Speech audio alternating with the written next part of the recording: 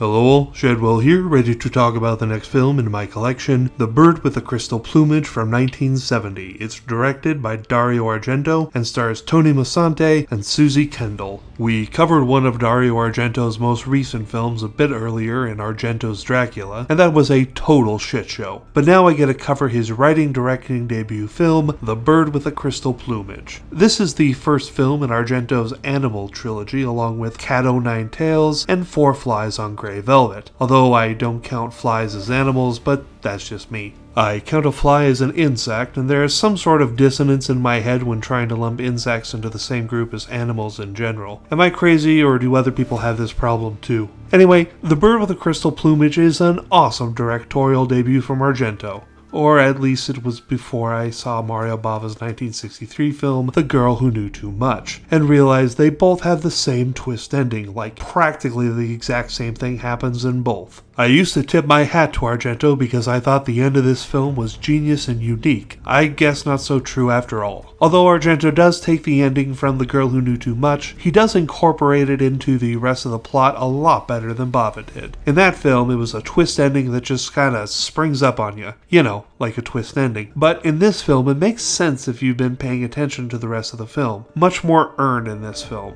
This was not my first time seeing star Tony Musante.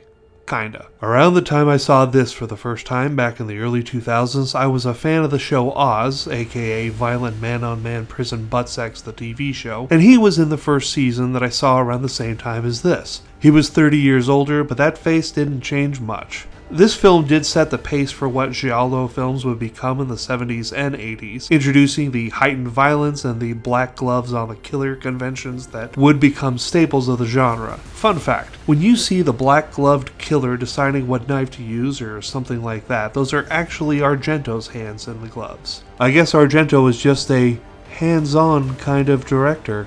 Sorry, that was lame, I know, but I couldn't resist. Sure, Argento lifted the resolution from an earlier film, but everything else in this film just slaps. Where does it get its title from? It's kind of a long story, but if you watch the film, it makes perfect sense. When it comes to The Bird with the Crystal Plumage, I say more please as I give it an A. One of Argento's best for sure. Tomorrow I will review my first of many Robin Williams films, The Birdcage. See y'all then.